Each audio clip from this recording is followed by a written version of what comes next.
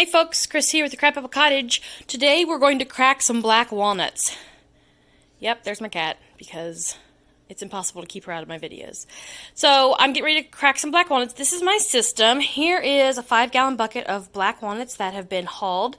I haul mine in an old, like 100-year-old Hobart cast iron potato peeler. So it's electric and you hook it up to your hose. Works really well. I have I've got close to 15 5-gallon buckets of walnuts this year. So I use what I call a nutting stone. The reason I use that term is because I'm an archaeologist and historian by training, and that's what we call stones that we find that look like they have been used to crack nuts on. So this is my nutting stone. It is just a big piece of limestone that I found in my yard when I moved in a few years ago. It's got a little depression here, you can see, where I tend to put the walnuts. You could use any flat stone, or you could use a vise, something like that, an anvil, but I just happen to use this stone. I put down some padding. This is an old towel, so I put that down on the table. Now normally I do this on the floor actually, but I'm going to try to do it on my table. My table is not super sturdy, but we'll try. So if you're not already aware, you have to pretty much use a hammer to crack black walnuts. If you have a special black walnut cracker, you can use that too. But you know what? I just prefer the hammer. There's something kind of soothing about beating the crap out of something. So there's a few nuts to start with. I have a nut pick to get some of the smaller pieces out.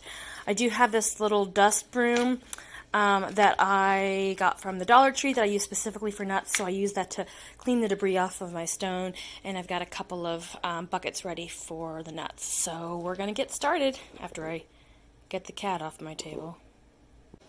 Alright, so this is how you crack a black walnut.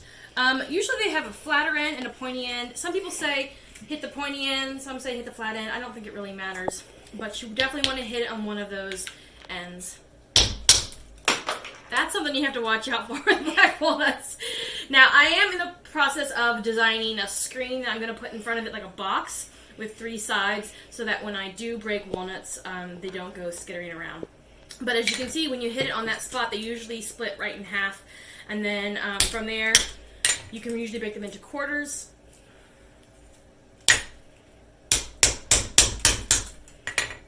Like that. You can get some nut meats out, put those in there. And then you basically just keep tapping at this thing until you get out the nut meats that you're wanting. Sometimes if they're stuck, you can use the nut pick. It's just, you know, it's a tedious process. There we go. It's a tedious process, but I kind of enjoy it. And the nuts taste so amazing. So yeah, that's how we're going to do it. I'll clear off my area every now and then and throw the shells in another bucket. Yeah, so I'm just going to keep going.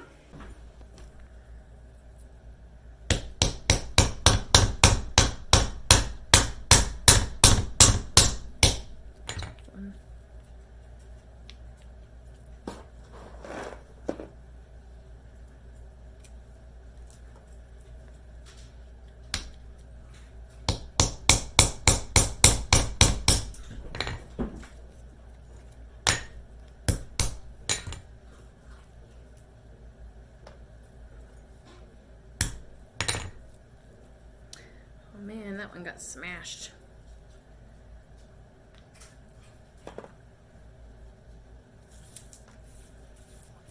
Sometimes they don't come out so easily. Still tastes good though.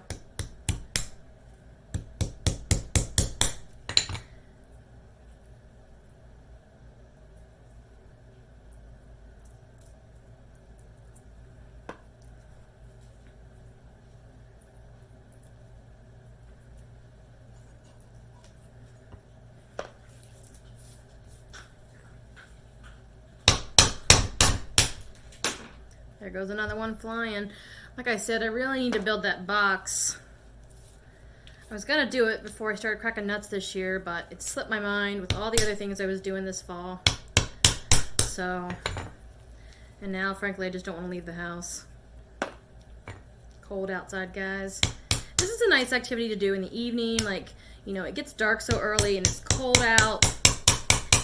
Once you've made dinner, eaten dinner, done the dishes, picked up, you know, I mean, A lot of times I do this while I'm watching TV, watching a movie, something like that. Sometimes I'll just turn on some music and do it. It's one of those things where it doesn't take a lot of brain power, but you feel like you're getting something accomplished. And I like those types of tasks because with my job, I use my brain a lot. I'm the director of a nonprofit museum, and I'm always using my brain, either writing grants or dealing with donors, working on the web page, all kinds of things. So exhibits, it's nice to just like kind of shut off my brain, let my mind wander, and just kind of, you know, crack some nuts, take out a little frustration. And like I said, this is a perfect winter activity. Now, these nuts in the shell, weird, these nuts in the shell will last over a year in the shell. But once you crack them, you really don't have as long. Maybe, I mean, I've kept them for a couple of months after they've been cracked. They're better off to put in the freezer. The freezer's kind of full right now, so I'll probably try to get them in the freezer, but we'll see.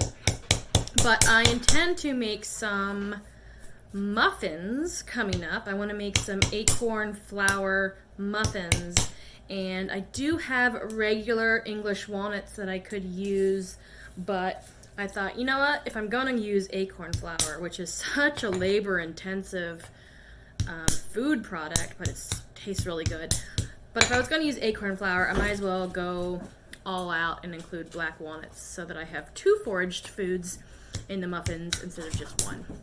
So that's what I'm doing. I'm cracking these walnuts for muffins, or maybe I'll make a bread. It's either going to be bread or muffins, which are basically the same thing, just different size pan.